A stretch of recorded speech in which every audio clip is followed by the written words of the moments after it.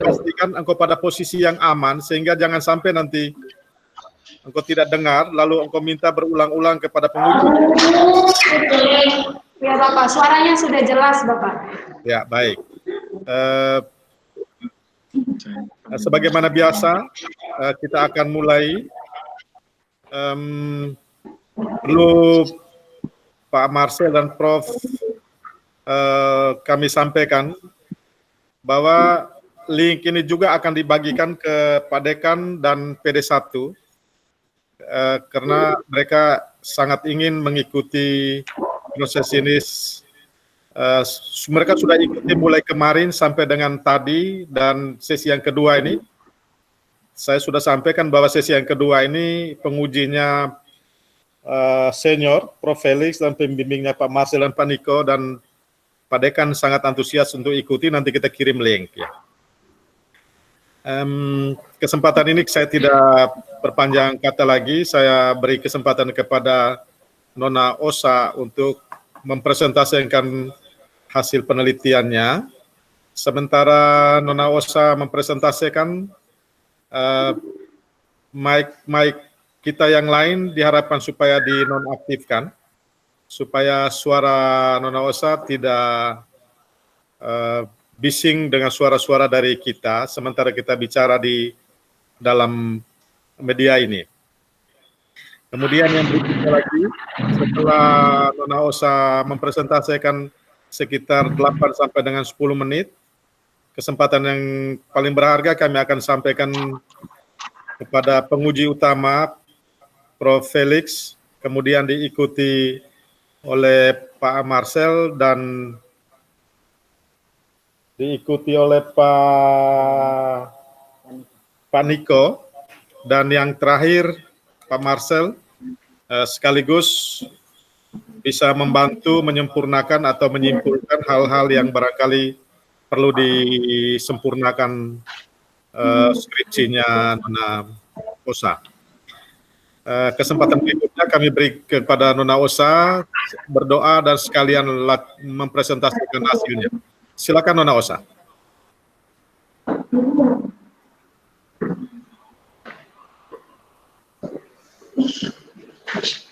Baik, terima kasih atas kesempatan yang telah diberikan kepada saya. Hari ini saya akan mempresentasikan skripsi saya dengan judul Nilai dan Fungsi Legenda Asal Mula Welai di Kecamatan Teluk Mutiara, Kabupaten Alor. Yang pertama, latar belakang. Sastra daerah merupakan salah satu kekayaan budaya bangsa yang mengandung nilai penting. Melalui sastra daerah, masyarakat dapat melestarikan beragam budaya daerah yang ada baik dalam bentuk lisan maupun tulisan. Salah satu sastra daerah yang patut dilestarikan adalah cerita rakyat atau legenda. Dewasa ini, kepedulian masyarakat terhadap budayanya sendiri menjadi sangat minim. Hal ini akan berakibat buruk pada kelestarian budaya yang ada di Indonesia. Mengingat di dalam cerita legenda asal mula Welai ini, belum diketahui secara pasti fungsi dan nilai-nilai yang terkandung dalam legenda tersebut, maka peneliti berencana untuk menggali dan mengungkapkan fungsi dan nilai yang terkandung di dalamnya. Masalah yang diangkat dalam penelitian ini adalah apa nilai yang terkandung di dalam legenda asal mula Welai di Kecamatan Teluk Mutiara, Kabupaten Alor, dan fungsi legenda bagi masyarakat setempat. Sejalan dengan masalah tersebut, penelitian ini bertujuan mendeskripsikan nilai budaya dalam legenda asal mula Welai dan fungsinya bagi masyarakat setempat. Manfaat yang diperoleh melalui penelitian ini berupa manfaat teoritis dan juga manfaat praktis. Secara teoritis, penelitian ini diharapkan dapat bermanfaat untuk pengembangan teori sosiologi sastra dan menambah wawasan tentang kebahasaan dan kesusastraan dalam meneliti nilai dan fungsi asal mula legenda. Sedangkan secara praktis, penelitian ini diharapkan dapat memberikan tambahan ilmu, pengetahuan, dan informasi tentang kebudayaan masyarakat Welai, serta hasil penelitian ini diharapkan menjadi perangsang untuk dapat dijadikan acuan bagi peneliti selanjutnya. Yang berikut, teori yang digunakan dalam penelitian ini adalah teori sosiologi sastra. Yang berikut metode penelitian. Metode yang digunakan dalam penelitian ini adalah metode deskriptif.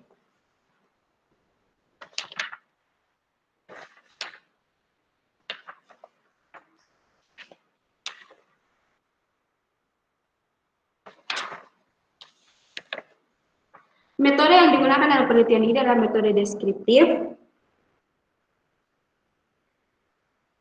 Metode deskriptif yang dimaksud bertujuan menggambarkan secara tepat sifat-sifat suatu individu atau kelompok tertentu, keadaan, gejala, atau menentukan frekuensi dan penyebaran suatu gejala, serta frekuensi yang ada hubungan tertentu antara suatu gejala dan gejala lain dalam masyarakat.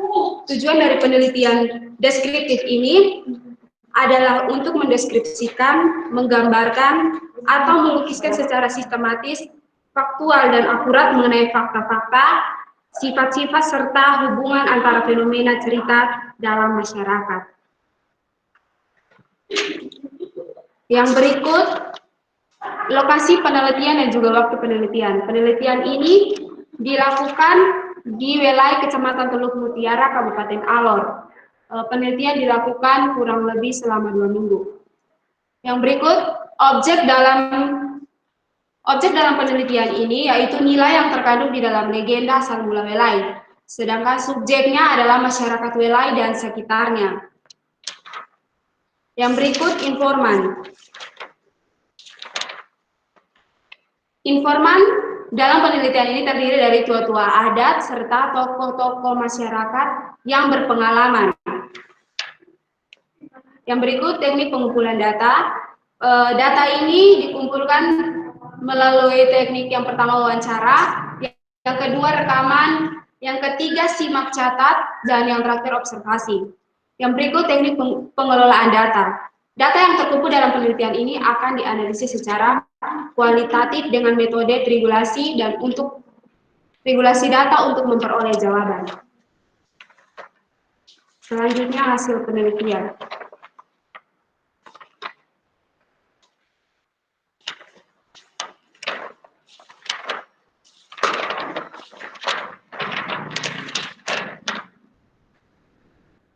Legenda Welai mengisahkan terjadinya sebuah tempat di Alor.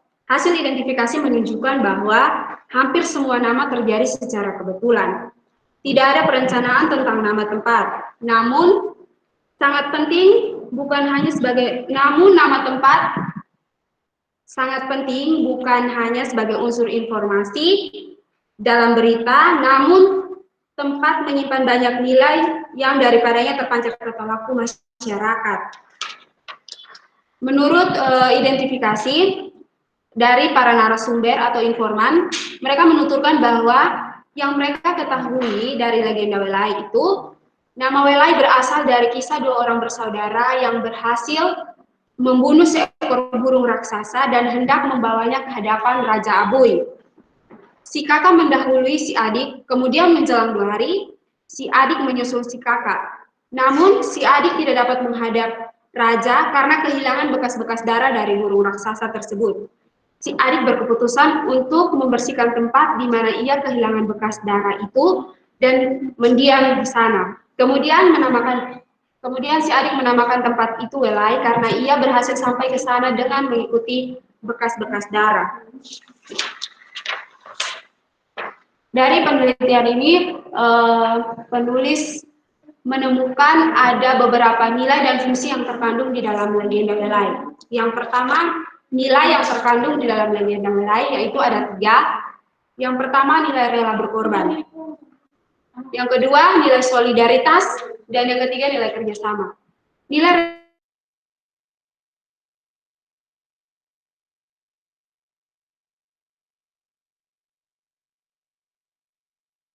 Raja Abu yang akhirnya mengeluarkan perintah karena ia melihat banyak masyarakat yang lari ketakutan ketika burung raksasa itu muncul seperti pesawat tempur. Nilai rela berkorban terlihat ketika Raja Abuy rela memberikan anak perempuannya kepada setiap anak laki-laki yang berhasil membunuh burung raksasa tersebut. Yang berikut solidaritas. Solidaritas terlihat dari pribadi si adik yang tidak mau mementingkan egonya demi kepentingannya sendiri. Si adik begitu bijak mengambil keputusan.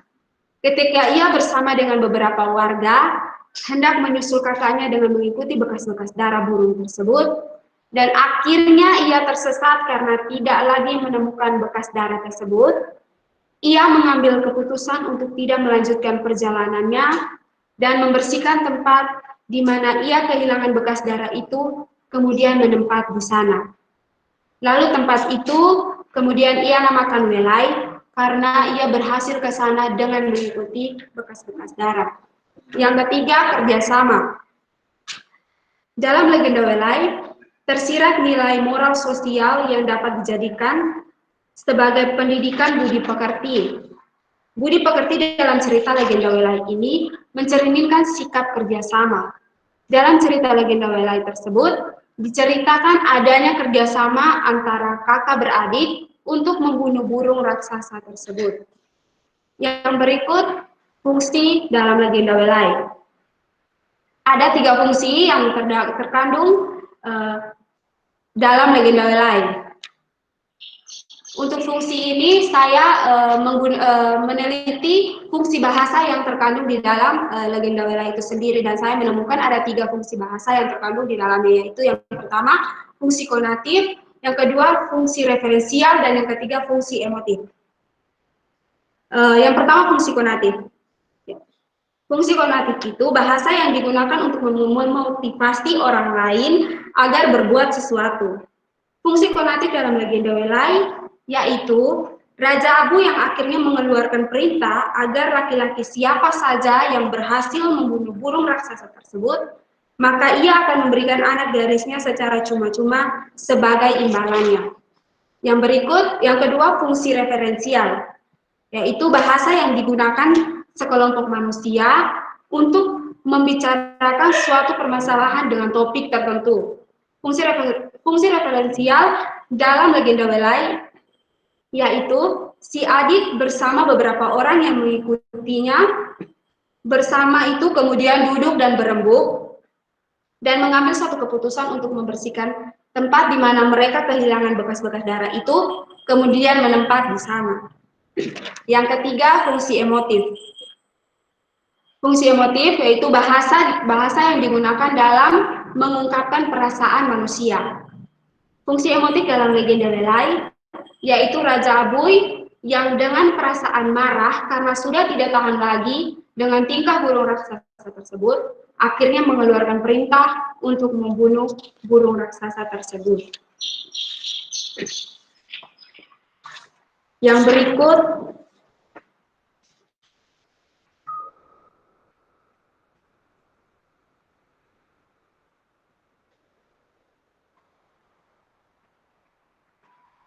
berikut penutup.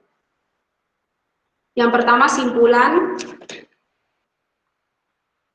Ada 3 nilai yang terkandung di dalam legenda Welai, yaitu nilai rela berkorban, nilai solidaritas, dan juga nilai kerjasama. Yang berikut ada juga 3 fungsi yang terkandung di dalam, ada juga 3 fungsi bahasa yang terkandung di dalam legenda Welai, yaitu yang pertama fungsi konatif, yang kedua fungsi referensial, dan yang ketiga fungsi emotif. Yang berikut saran. Saran bagi peneliti selanjutnya, dapat lebih giat lagi mencari informasi dan sumber yang lebih banyak mengenai legenda Welai dari daerah peneliti dan dari daerah lain yang memiliki legenda yang sama tentang legenda nama setempat. Yang kedua, saran yang kedua bagi orang tua dan masyarakat Alor, khususnya Kelurahan Welai Barat, pertahankan nilai budaya yang ada dalam legenda Welai, karena warisan dan nilai budaya yang telah diwariskan nenek moyang sangatlah besar. Demikian presentasi dari saya. Waktu selanjutnya saya kembalikan kepada Bapak. Sekian dan terima kasih.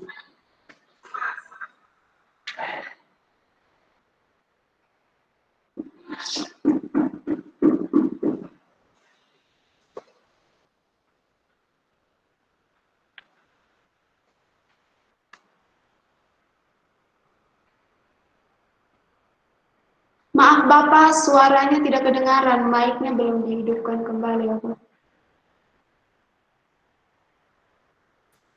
Ya, Iya, sudah. Bapak, sudah. Sudah? Sudah, Bapak. Iya, Ya. Bapak. Jadi Nona Osa, Iya, kesempatan pertama Bapak. ini aku akan bersama dengan Prof. Felix, lalu yang kedua dengan Pak Niko, dan yang ketiga dengan Pak Marcel. Ada hal-hal Baik, yang Bapak. perlu engkau siapkan. Yang pertama, engkau harus menyampaikan hal yang engkau tahu itu lebih jelas jika penguji meminta engkau untuk menjelaskan lebih jelas. Yang kedua, Baik, Bapak. ada hal yang penguji juga tahu, ingin klarifikasi dengan apa yang engkau tahu, sehingga perlu dialog yang mesra antara engkau dengan penguji. Dan yang ketiga, ada saran-saran positif dari beberapa aspek, aspek teoritis, aspek metodologis, itu dari penguji akan diberikan kepada Anda untuk perbaikan engkau punya skripsi ini. Jadi engkau bukan hanya menunggu untuk menjawab ya tidak, tetapi engkau harus bersedia secukupnya dengan pengetahuan yang engkau sudah tulis ini, supaya engkau bisa berdialog dengan para penguji lebih akrab. Begitu. Sudah siap, Nona Osa? Siap, Bapak. Ya, kesempatan ini diberikan kepada orang tua, Prof. Felix, untuk bersama dengan Nona Osa. Silakan, waktu sepenuhnya diberikan. Ya, terima kasih Pak Kepro. Saya akan memberikan beberapa pendapat kepada Nona Osa ya. Iya, Bapak. Nah, Nona Osa tentang hal-hal yang diteliti ini. Sebenarnya apa yang diungkapkan oleh peneliti ini satu hal yang menurut saya yang sangat ajaib, karena memang peneliti ini juga sebenarnya tidak mengetahui fakta. Faktanya ini hanya cerita. Nah, cerita ini diceritakan oleh pencerita, dalam hal ini penulis ini, yaitu pencerita. Fakta yang sebenarnya yang diharapkan oleh penulis apa sebenarnya? Seorang penulis otomatis dia mengikut sebuah kenyataan. Kenyataan itu sebenarnya fakta dalam suatu legenda.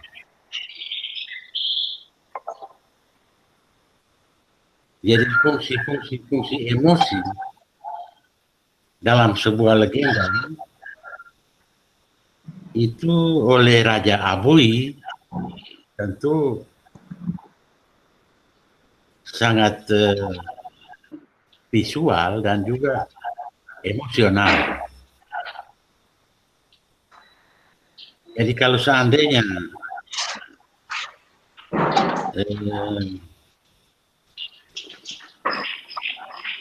anak gadis atau Crosby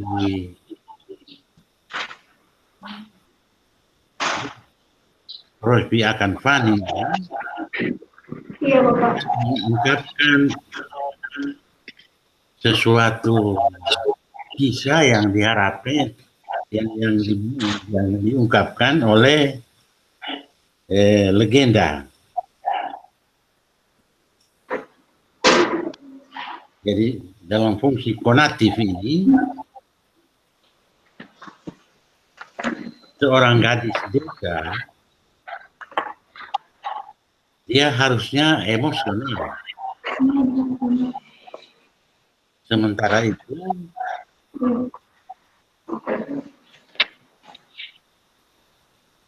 apa yang diungkapkan oleh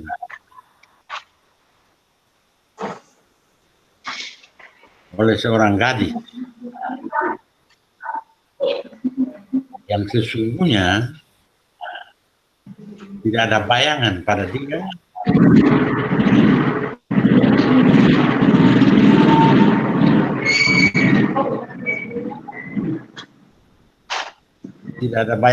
dia bahwa gadis itu muslim.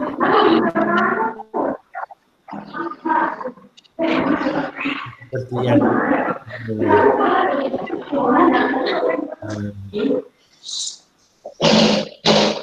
seorang akan fani. Ya, maaf Bapak, suaranya tidak terlalu kedengaran Bapak.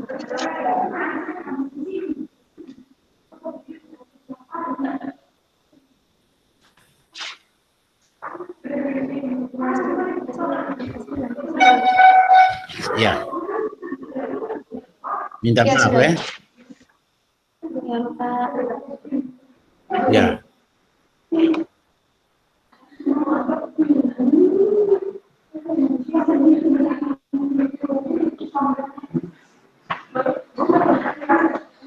Pertanyaan tadi tidak terlalu jelas ya. Yang dipertanyakan oleh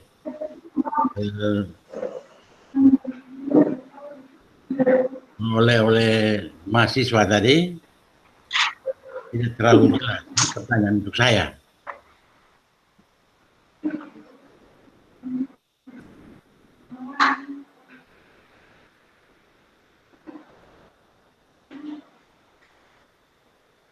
Maksud saya itu yang dipertanyakan oleh mahasiswa untuk saya tidak terlalu jelas ya pertanyaannya itu.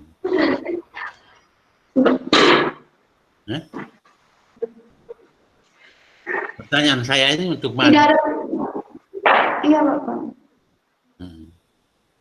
Apa yang dipertanyakan kepada saya tadi tidak terlalu jelas. Tidak Bapak, tadi Bapak punya suara tidak terlalu kedengaran, jadi itu yang saya sampaikan Bapak, tidak ada pertanyaan. Oh begitu. Iya Bapak. Nah, ya, jadi sebenarnya yang menjadi pertanyaan saya, apa yang diajukan oleh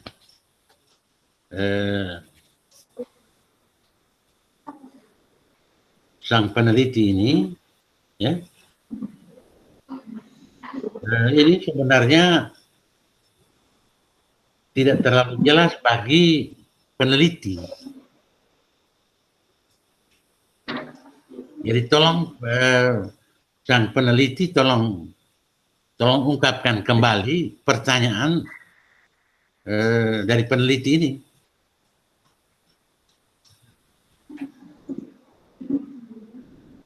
Masalah penelitiannya diungkapkan kembali supaya jelas bagi Prof. Ya.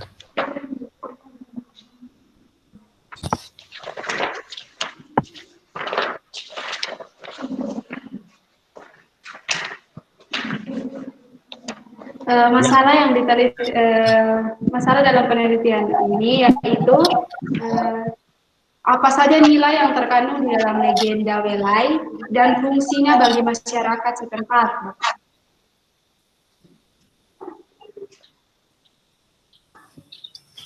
Tolong ulangi.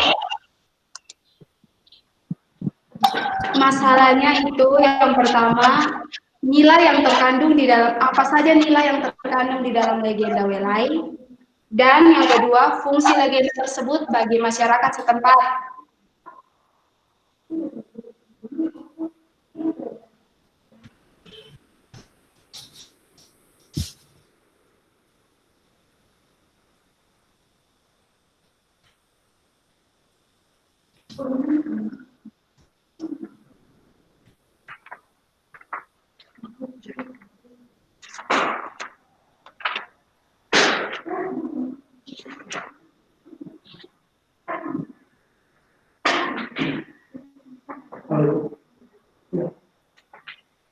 Ya, begini. Apa yang dikemukakan oleh peneliti, ya, sebenarnya fungsi emosi yang diungkapkan oleh peneliti terhadap apa yang dikemukakan oleh peneliti ini tidak terlalu jelas. Peneliti mengungkapkan persoalan apa?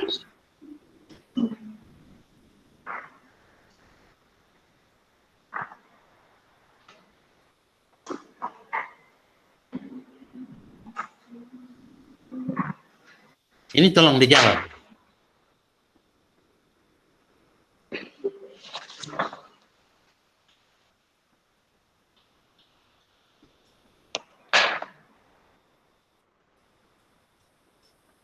Baik Bapak, maksudnya di sini fungsi emotif yang terkandung di dalam legenda Welai,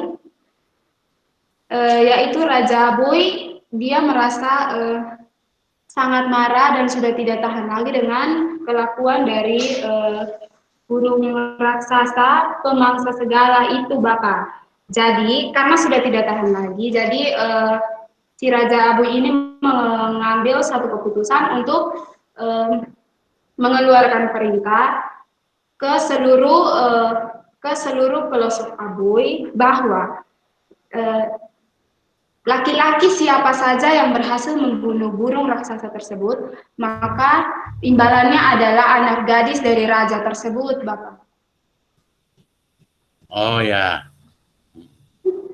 Jadi anak raja dari raja tersebut itu jadi jaminan ya? Iya Bapak, jadi jaminan. Jaminan seperti ini tentu risiko emosional itu bisa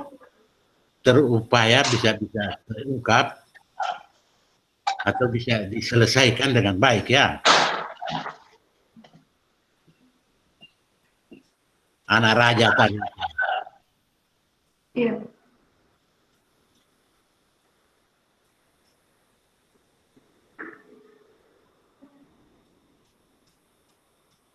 Ini fungsi emosi ya.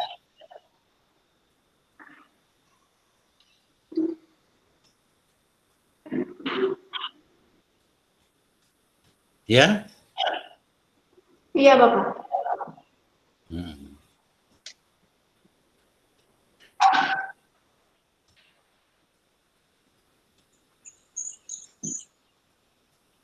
Fungsi emosi dari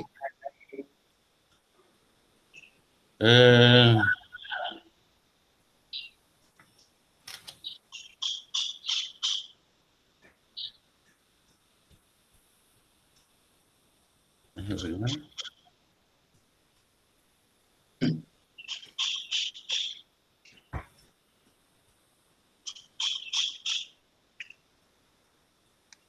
Fungsi emosi kerajaan kan?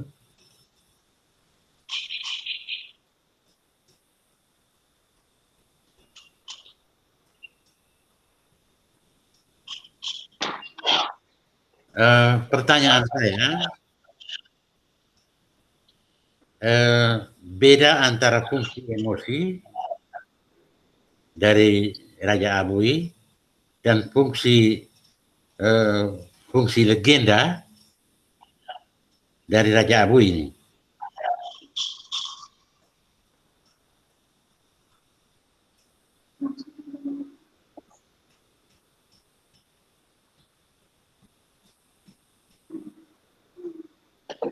Dua fungsi ini harusnya para peneliti dia secara tegas mengatakan bahwa fungsi emosi dan fungsi legenda itu dua fungsi yang berbeda.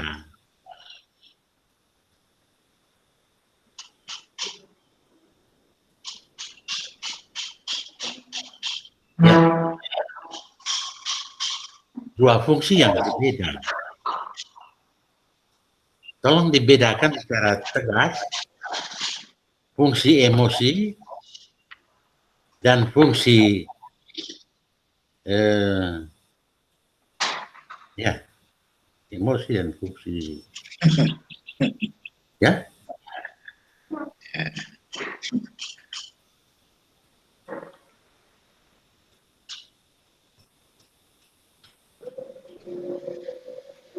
Artinya pertanyaan saya yang sebenarnya, pertanyaan saya dari peneliti itu kan mempersoalkan masalah fungsi emosi,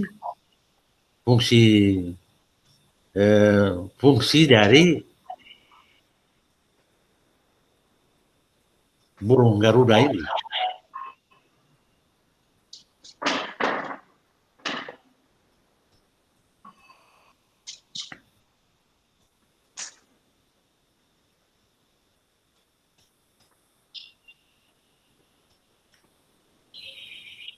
Atau bagaimana maksud daripada peneliti, ya, ada dua fungsi yang berbeda untuk emosinya burung Garuda ini. Ini ada dua fungsi yang berbeda. Ya, toh? Nah,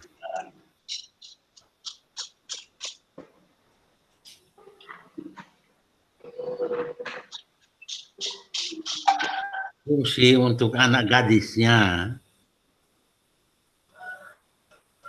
dan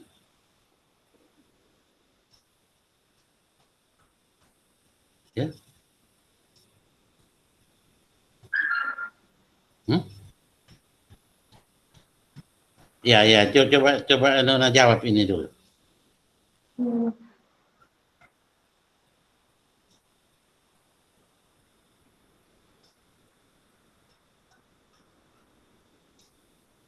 Nona jawab dengan tegas untuk saya fungsi emosinya.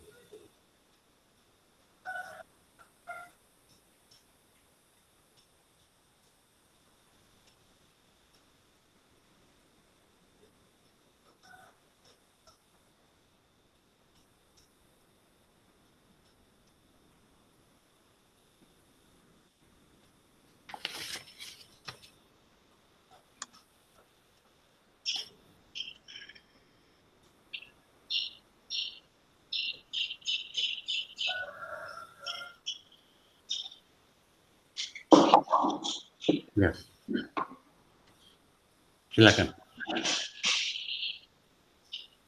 Baik Bapak, saya akan mencoba menjelaskan fungsi emotif. Seperti yang tadi saya jelaskan bahwa fungsi emotif itu bahasa yang digunakan dalam mengungkapkan perasaan manusia, dan fungsi emotif yang terkandung di dalam legenda nilai yaitu dilihat dari Raja Abuy yang dengan perasaan marah karena sudah tidak tahan lagi dengan tingkah burung raksasa, akhirnya ia mengeluarkan perintah untuk membunuh burung raksasa tersebut.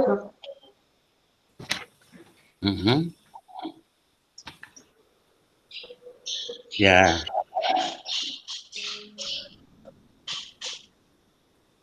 Ini burung raksasa ini kan sebenarnya suatu tekanan yang sangat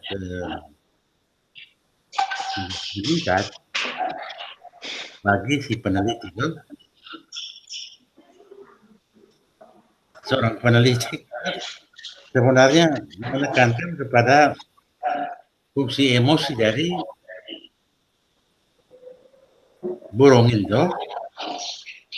Tidak Bapak, sebenarnya bukan hanya fungsi emotif saja, tetapi di dalam penelitian ini ada 3 fungsi yang ditemukan Bapak.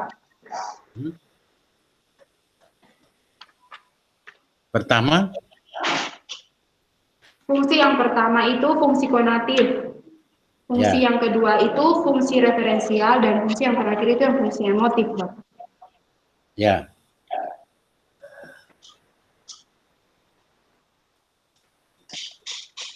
Pertama itu kognitif, yang kedua itu emotif. Yang kedua itu referensial, dan yang ketiga adalah emotif.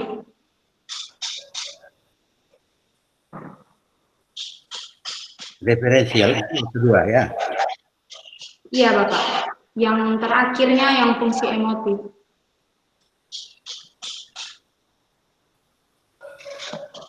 Ini emosi dari si peneliti, kan? Iya, Bapak. Peneliti menuntut bahwa dia yang artinya seorang peneliti dia harus menuntut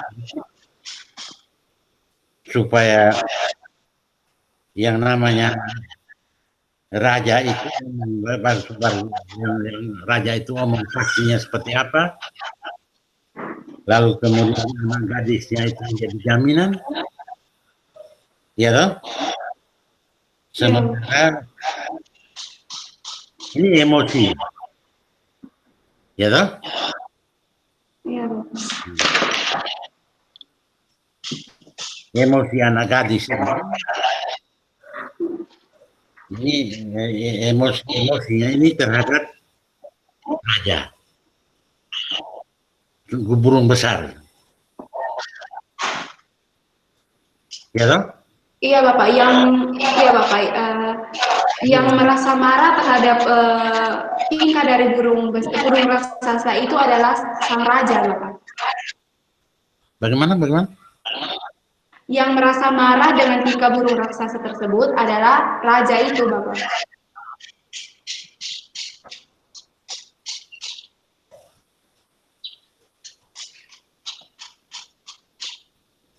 Burung raksasa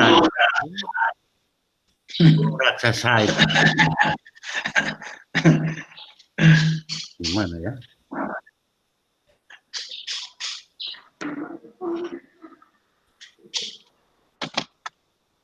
Coba jelaskan, saya punya pengertian dulu.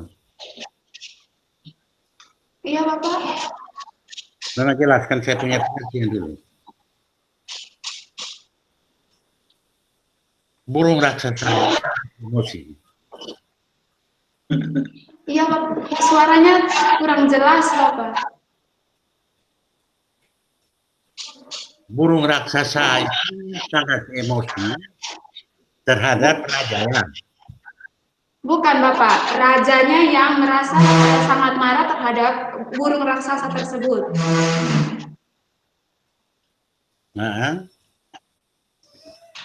Kemudian karena dia sudah tidak tahan lagi dengan tingkah burung tersebut, maka dia mengeluarkan perintah untuk laki-laki siapa saja yang bisa membunuh burung raksasa tersebut, maka imbalannya adalah anak gadis daripada raja tersebut, Bapak.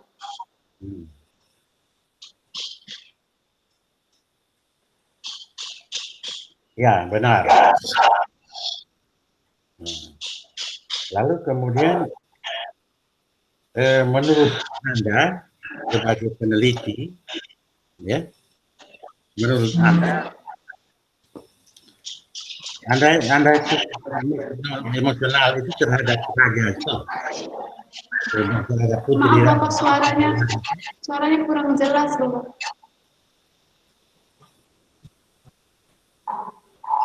Oh ya,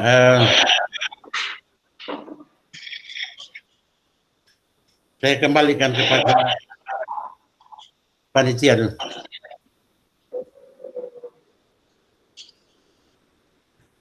Pak Frans. Ya, terima kasih, Prof.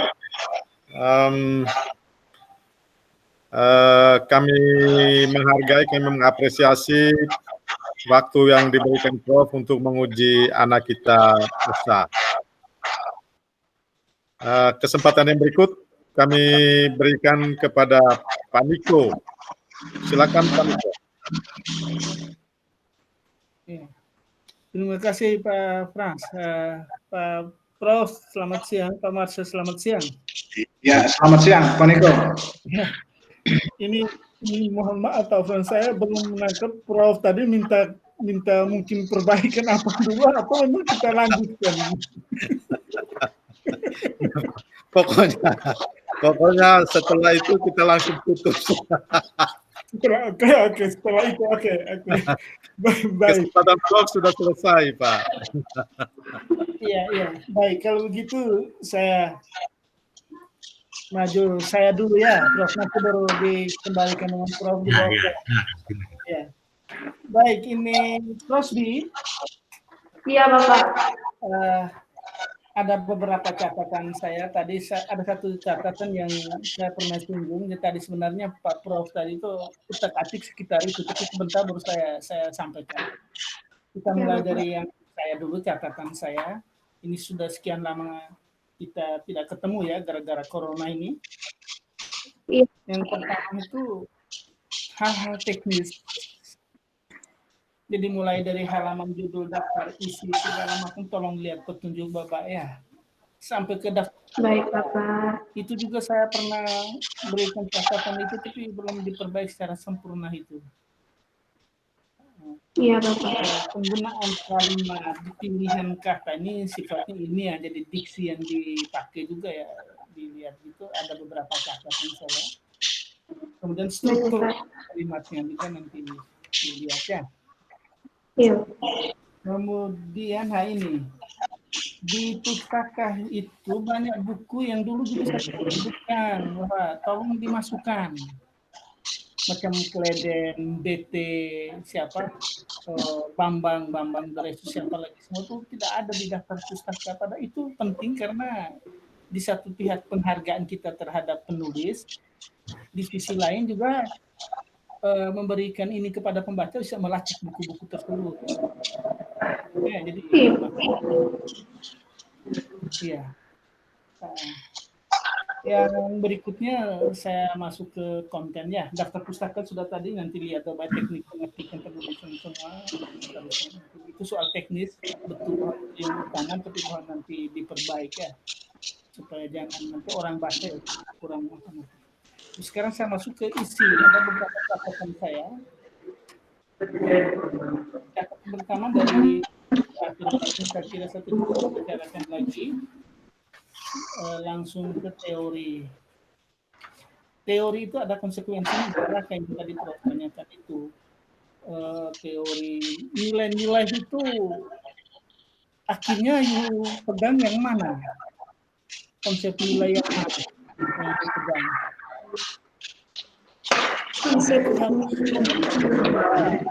Sudah diutak-atik. Yang meneliti apa rangkum dari berbagai pendapat, kemudian yang ini yang saya gunakan sehingga klasifikasinya di dalam, nanti analisis di dalam juga merujuk pada konsep nilai itu. Catatan saya yang pertama. Yang kedua, teori tentang fungsi. Nah, ini yang nanti konsekuensinya tadi yang Prof tadi dulu pernah singgung, saya pernah ingin, tapi kemudian ya terserah. Fungsi itu yang tadi Prof sempat tanya, fungsi yang kau maksud fungsi bahasa. Di situ juga tidak sebutkan sumbernya, Jacobson di situ tidak ada sumbernya. Teori tentang fungsi bahasa itu tidak ada sumbernya. Tapi memang kau pakai teori fungsi bahasa. Nah, ini ada persoalan di situ yang timbul.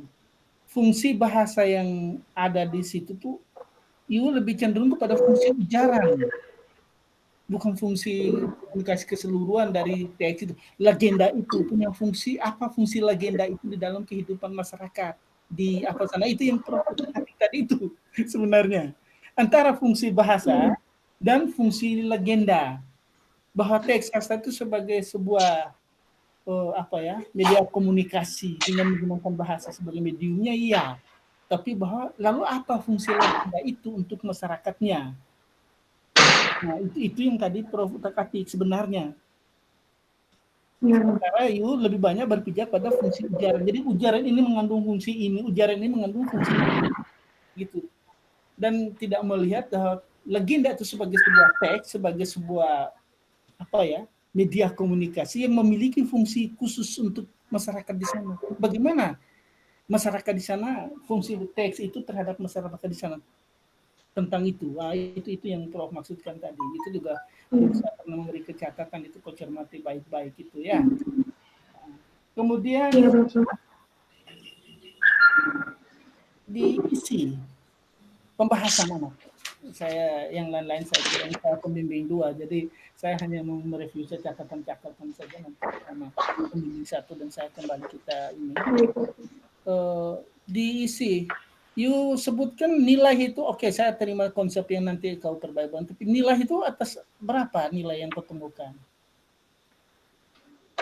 Ada 3, Bapak. 3 apa saja? Rela berkorban, Rela berkorban, solidaritas, dan kerjasama, Bapak. kerjasama. 3 itu ya? Iya, Bapak, yang saya temukan. Kalau saya boleh mendalami, saya ingin tahu dulu, mengapa raja itu sampai membuatkan sayembara jaminan anaknya? Adakah nilai yang terkandung di dalamnya? Justru itu yang utama, menurut pemahaman saya. Bagaimana raja dan masyarakatnya sampai-sampai dia mau mengorbankan anaknya, siapa yang bisa membunuh burung itu, dan dia mengorbankan, merelakan anaknya menjadi istri pembunuh burung Garuda itu. Nilai apa yang sebenarnya utamanya di situ? Nilai apa sebenarnya yang terkandung di dalam sana? Itu yang tidak disinggung sama sekali. Coba kamu bisa merenungkan, dalam kampungmu ada ketua ada di sana atau ada kepala desa di sana, apa yang dibayangkan oleh kepala desa atau oleh kepala sukumu tentang kehidupan masyarakat di situ sebagai sebuah nilai dan pedoman kehidupan yang diperjuangkan oleh raja itu, sehingga dia tidak mau nilai itu terganggu, kehidupan masyarakatnya terusik. Ada tidak itu? Coba yuk renung. Saya mau tanya terus dulu. Di dalam rumahmu ada bapak mama dan kamu sendiri, bapak mamamu sampai mengorbankan apa saja demi keadaan dalam rumah. Berarti ada satu nilai yang dipegang di sana. Sama saja ini dalam satu kerajaan, dalam satu wilayah, rajanya luar biasa sampai mau korbankan putrinya menjadi istri yang membunuh burung Garuda.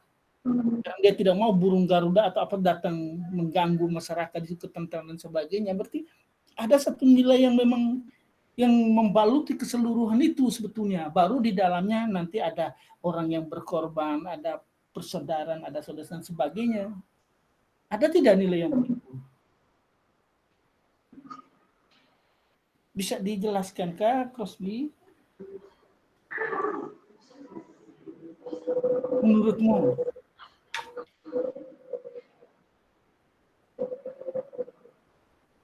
Baik, Bapak. Saya akan mencoba menjelaskan. Kalau menurut saya, nilai yang terkandung dalam keseluruhan legenda tersebut itu nilai pengorbanan, Bapak. Oke, raja itu sampai mengorbankan anaknya. Ya, itu nilai pengorbanan. Oke, ada di sana. Tapi mengapa dia korbankan anaknya?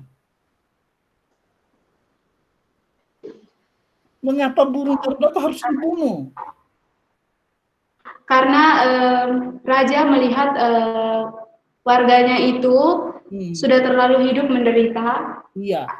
Akibat ulah dari burung raksasa tersebut, Bapak. Karena ketika burung itu muncul, bukan hanya memangsa hewan saja, tetapi jika hewan-hewan atau apapun yang sudah tidak ada, maka manusia pun akan menjadi mangsanya, Bapak. Nah, kalau demikian, nilai apa yang dipegang oleh raja tersebut yang memang dipanuti untuk digunakan di dalam kehidupan masyarakatnya? Paling tidak ada satu yang utama di situ.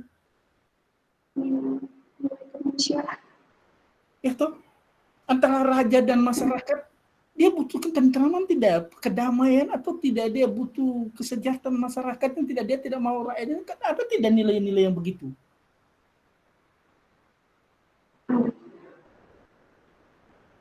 Ya, itu kan pemahaman saya ya, saya berharap untuk bisa Iya, Bapak. bisa memahami itu. Artinya bahwa you hanya lihat sepotong-sepotong, lalu totalitas teks itu menjadi hilang. Padahalnya ada nilai-nilai kedamaian, ada nilai kesejahteraan, nilai ketentraman. Kan raja mengharapkan ketentraman, kemakmuran dalam rakyat itu, dan justru itu yang kuat. Kemudian baru oleh karena demi ketentraman, demi kedamaian masyarakat, perlu ada pengorbanan. Korban apa? Dia raja sendiri mau mengorbankan anaknya ya.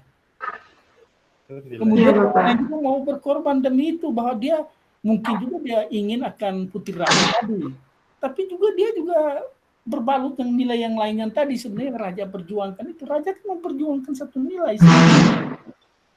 Itu kan? Nah itu pemahaman saya, pemikiran saya. Iya, Bapak. Ya, jadi mungkin itu yang utama yang kau soroti dulu. Ya, baru nilai-nilai yang lain sebagai nilai-nilai bawahannya itu ikutannya. Kalau dalam ini istilah ikutannya, nilai-nilai ini ikut serta di dalamnya, begitu. Dan itu kemudian menjadi pedoman hidup masyarakatnya. Nilai itu kan kemudian menjadi pedoman hidup masyarakatnya, itu. Sehingga menjadi seorang raja, seorang pemimpin yang laling, mana orang mau dengar? Itu catatan itu. Kemudian yang tadi, yang catatan yang kedua, catatan utama yang kedua itu yang fungsi dari Prof tanyakan tadi, antara fungsi teks itu dalam kehidupan orang abui, orang apa ini ya? Masyarakat kelompok etnis ini. Abui, Bapak. Kelompok itu, teks itu apa fungsi bagi mereka? Nah, itu yang sebenarnya fungsi legenda yang Prof inginkan tadi. Sementara you hanya lari kepada fungsi ujaran, fungsi bahasa ujaran. Dalam linguistiknya memang begitu, bahwa di dalam teks sastra gitu. Kalau dalam drama, dialog, iya fungsi bahasa yang itu ya memang. Tapi ini sekarang fungsi legenda, maka mungkin juga dicermati secara keseluruhan dulu, kemudian baru sampai pada itu. Ya, ini catatan saya saja. Nanti Prof, mudah-mudahan nanti Prof akan kembali lagi ke Prof atau Pak Mas, nanti dia hukuman sebaliknya. Ada dua catatan penting saya itu di situ. Baik, Bapak. Ya, sementara hal teknis tadi pemakaian bahasa dan kutipan itu sebutkan sumbernya.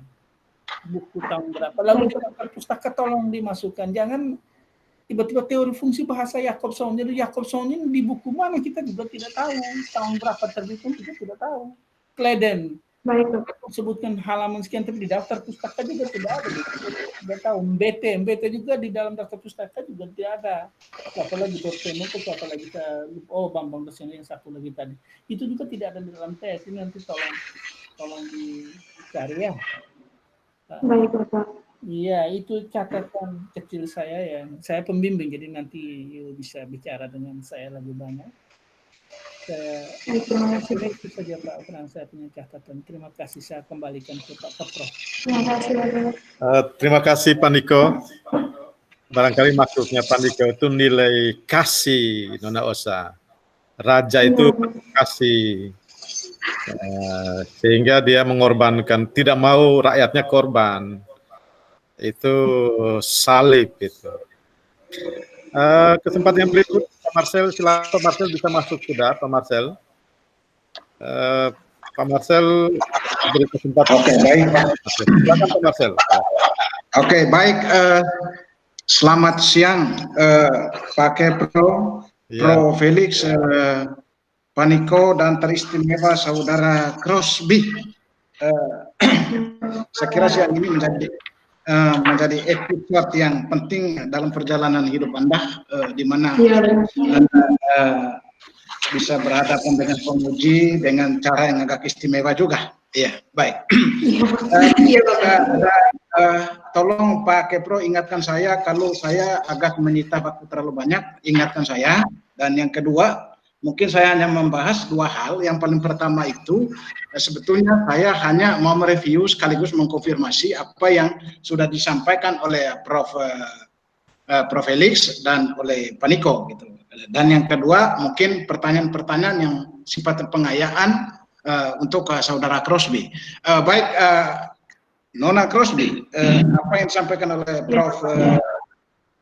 Felix dengan Pak Niko sebetulnya mengingatkan saya ada sebuah kasus atau sebuah cerita yang sama, yang cerita Rote itu tentang nada lain yang juga mempunyai putri satu-satunya lalu dikorbankan mencemplungkan diri ke laut gara-gara ketika 3 tahun orang Rote itu menderita kemarau yang begitu panjang gitu. Lalu orang Rote meminta kepada raja supaya bagaimana mengatasi itu.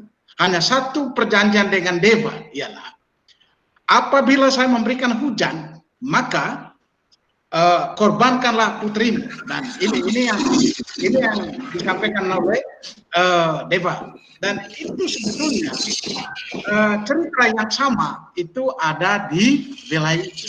Bagaimana kemudian raja mengorbankan putrinya demi keselamatan seluruh rakyatnya.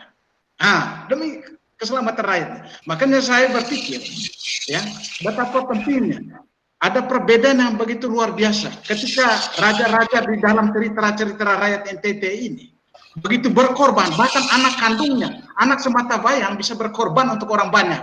Sementara raja modern, banyak orang korban karena dia gitu. Ya kira-kira ini sekedar luar biasa ya. Kalau raja-raja tempo dulu itu anak kandung bahkan anak sematawayang berkorban demi rakyat.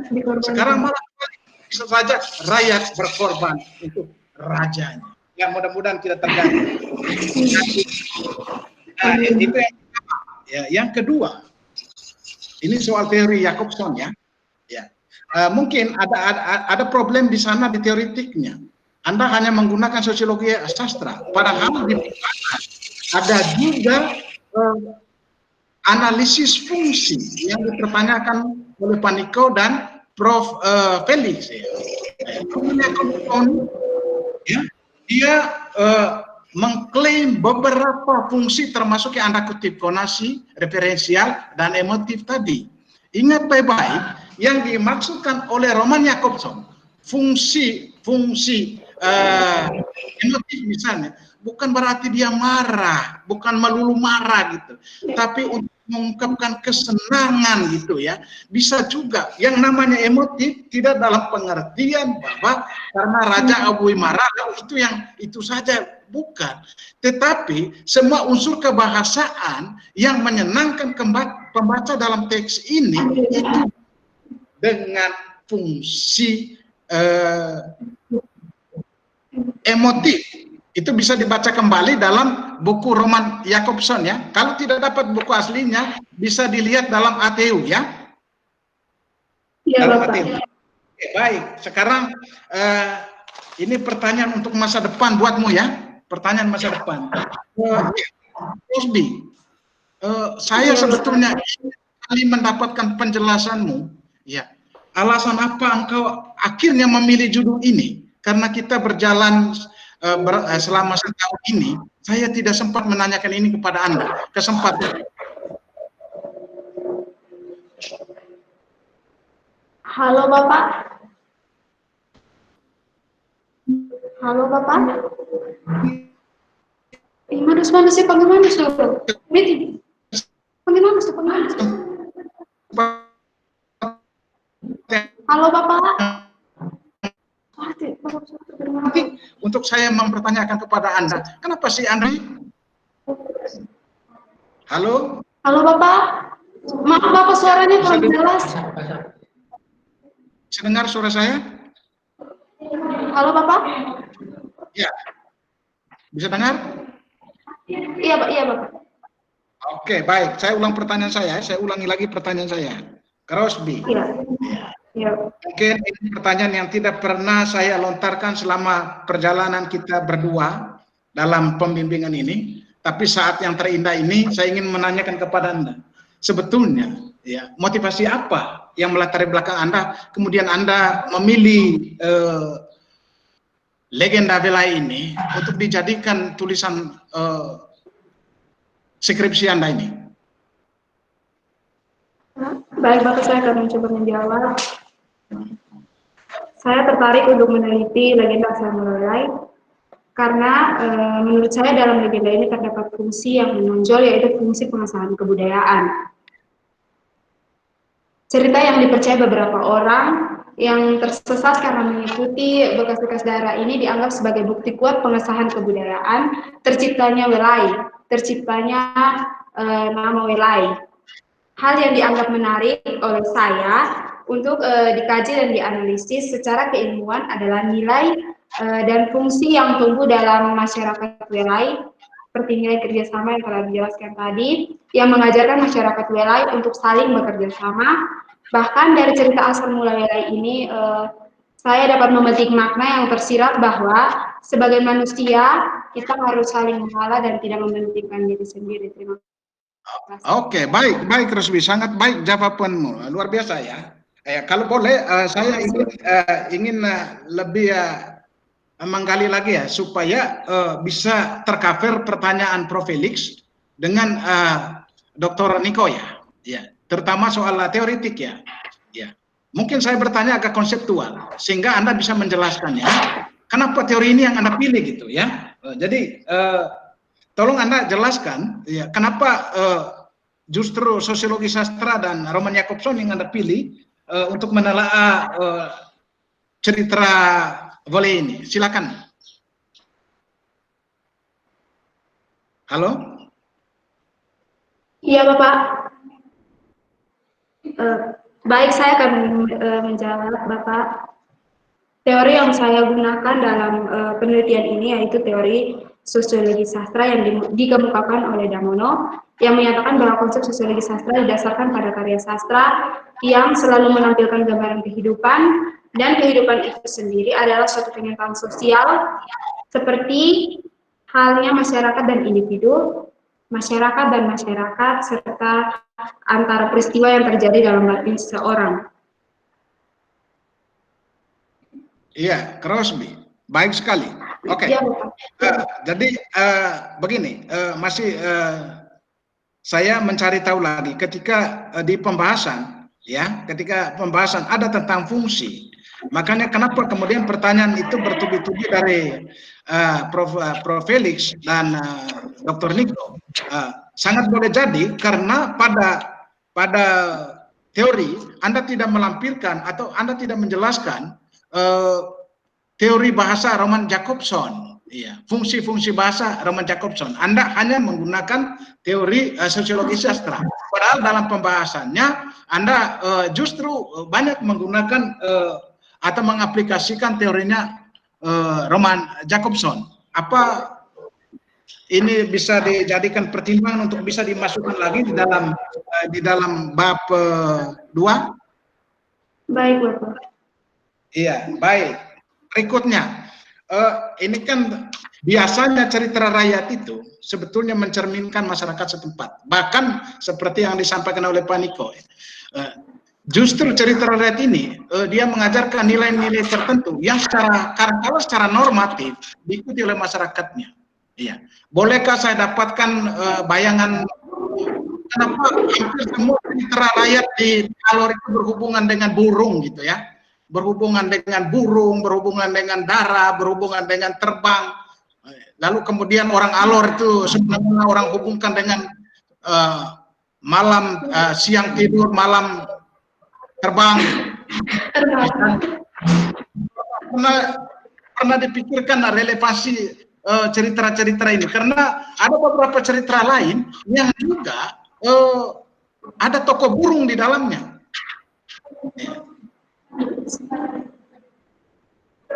Terus, iya, Bapak. Coba, apa pernahkah Anda memikirkan bahwa ada relevansi dalam kesetiapaharian bahkan stigma masyarakat, ya? Ketika kita mendengar cerita-cerita dari Alor, selalu ada tokoh burung. Kalau kita dengar cerita dari Maumere, selalu ada tokoh monyet. orang Mamere itu, orang Palue, orang apa itu mereka tidak suka dengan kalau monyet itu suka tipu-tipu kodok mereka itu orang-orang ya. Jadi itu nilai-nilai yang orang jadi coba baca cerita rakyat Mamere itu banyak toko-toko yang monyet di dalamnya yang kerjanya tukang nipu gitu. Dan nilai itu tidak disukai oleh orang Mamere gitu.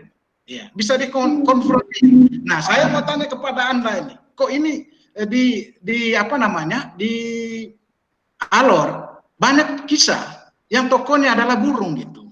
Ya. Lalu burung itu selalu membawa bencana atau petaka gitu. Ya, kira-kira apa sih sebenarnya ya? Nilai-nilai apa yang terkandung di balik itu gitu.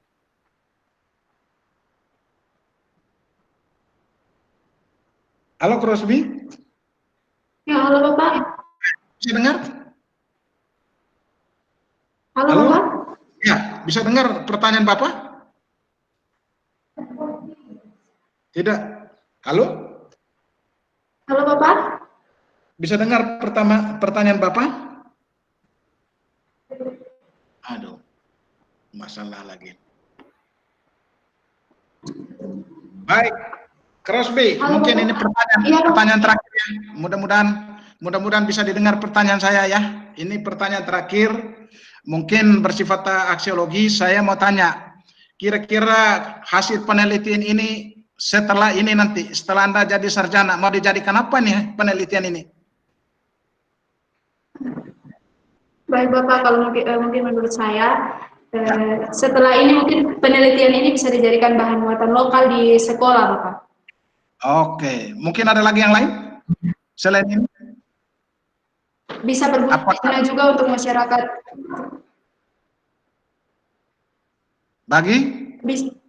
Bisa berguna juga untuk masyarakat setempat, Bapak. Masyarakat setempat ya. Oke, baik sekali jawaban Anda. Saya kembalikan kepada Pak Frans. Silakan Pak Kepro. Terima kasih, Bapak. Ya, terima kasih Pak Marcel. Ya, baik Pak. Dengan berakhirnya Pak Marcel, rangkaian ujian ini untuk sesi ini hari ini selesai. Kami akan menunggu nilai yang formnya akan segera dikirim oleh admin ke para dosen penguji. Kemudian akan direkap segera oleh prodi, baru di yudisium setelah mereka mahasiswa menyampaikan skripsinya secara lengkap termasuk artikel. Oke, baik. Kami harapkan OSA dengan teman-teman yang sudah uji agar artikel-artikel yang kamu akan masukkan itu segera diperbaiki sesuai dengan perbaikan-perbaikan yang sudah diberikan oleh para penguji hari ini dan kemarin.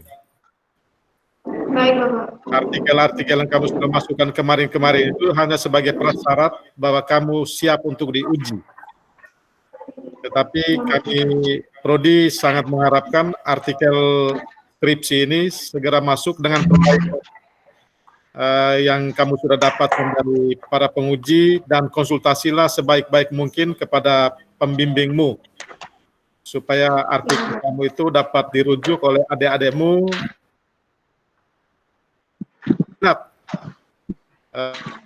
Tentang kamu punya penelitian ini, itu prodi saat ini sangat terbuka untuk menyampaikan hal-hal ini kepada masyarakat di luar melalui jurnal-jurnal kita.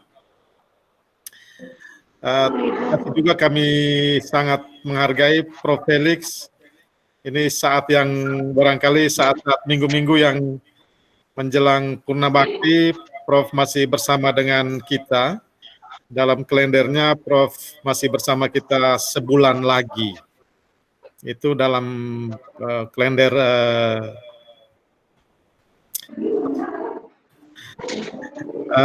Pak Niko hari Senin perlu kami Pak Niko, mikrofon Pak Niko belum diaktifkan. Iya, putus. Ya, sudah.